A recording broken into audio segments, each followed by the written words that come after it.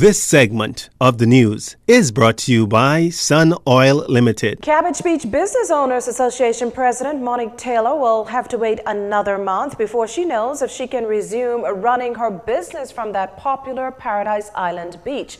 You see, Ms. Taylor, who appeared before Supreme Court Justice Gregory Hilton in closed chambers this morning, felt the long arm of the law when Atlantis Holdings Company slapped an injunction on her last December, barring her from the premises.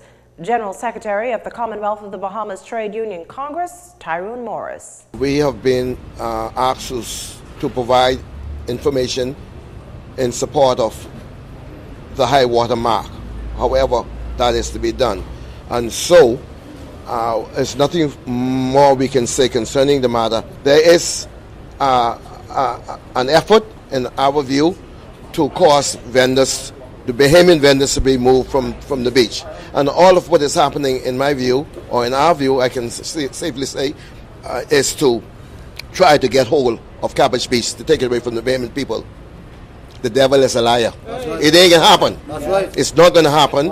And it's unfortunate that Monique has to suffer another month, but we will continue to stand and do whatever is necessary. Ms. Taylor, who has owned and operated a business on Cabbage Beach for more than 20 years, is calling on the government to intervene. And the situation is so vexing and so tiresome, but what we need is the government to stand up for the Bahamian people as it relates to those beaches. For too long, the foreign investors have been coming here and dictating to our government, and enough is enough. Yes. We need some type of resolution for this particular situation, because the Cabbage Beach saga been going on for too long, and we need the government to say to those foreign investors, hey, look, we have granted these persons a business license to operate on that beach.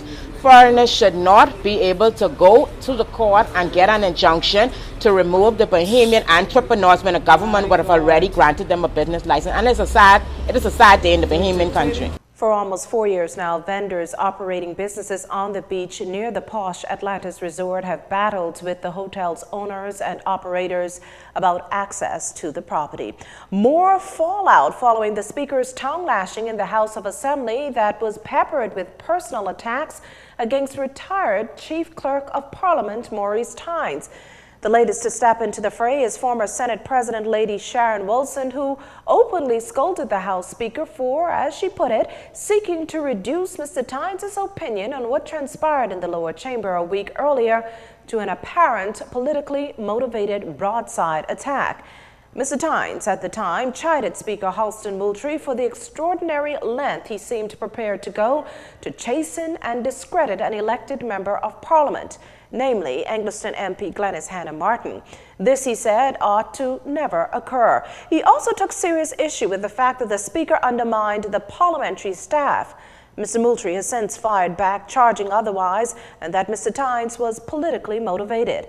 But as Lady Wilson sees it, to use Parliament to launch an attack on any private citizen for doing no more than expressing his or her own opinion is high-handed, abusive, and retards the national ability to engage in constructive civil disclosure, and that to use the office of Speaker to launch an attack on a former civil servant who's given sterling service to the country is gravely unfortunate.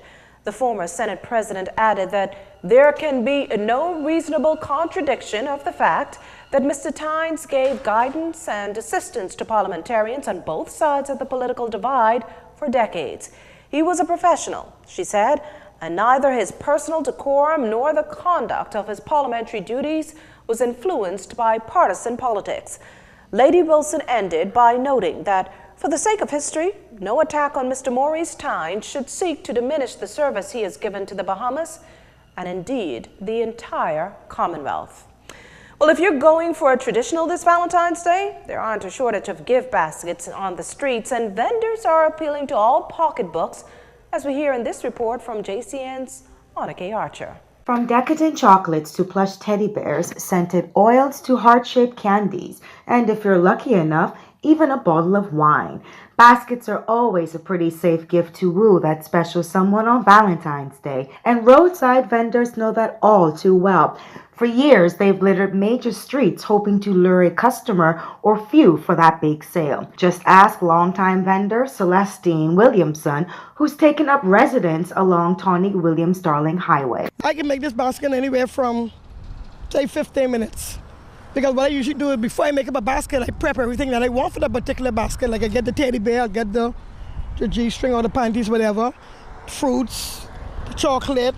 Business has always been good for me because I always buy out of season. I don't wait for Valentine to prepare myself because I have a place I store up my stuff. I have a shop and I buy all year round and I store them up. And so when it's time for Valentine, I'm not just rushing to go get nothing. I'm already prepared. Ms. Williamson says she receives personal requests months before February 14th and that her handcrafted baskets can take up to 1 week to make. Still, competition is stiff, especially at popular selling spot R.M. Bailey. R.M. Bailey vendors Christine Turnquest and Monique Harris. It's for real, it is stiff, so we have to be very competitive. Don't let no sale pass. Can't let no sale pass. We really and truly got to hustle out there.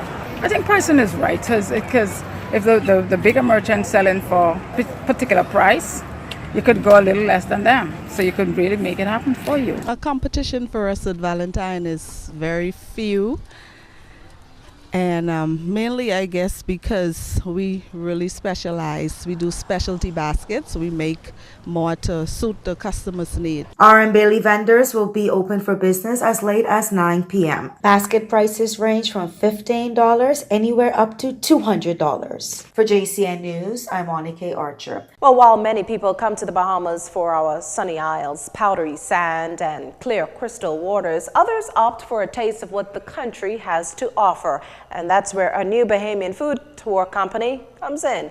The Flavors of Nassau food tour, which was started by a group of young foodies who say they're here to help visitors eat their way through Nassau. The 3.5-hour tour features 4 to 5 tasting stops that allow guests to sample an array of options representing the full spectrum of Bahamian dining. Business Development Manager Rolanda Lang says guests will be able to sample various foods from the Bahamas while being fully immersed in its culture and history. This includes native beers and rum and food from the best restaurants and vendors. A check on sports and weather up next. This segment of the news has been brought to you by Sun Oil Limited.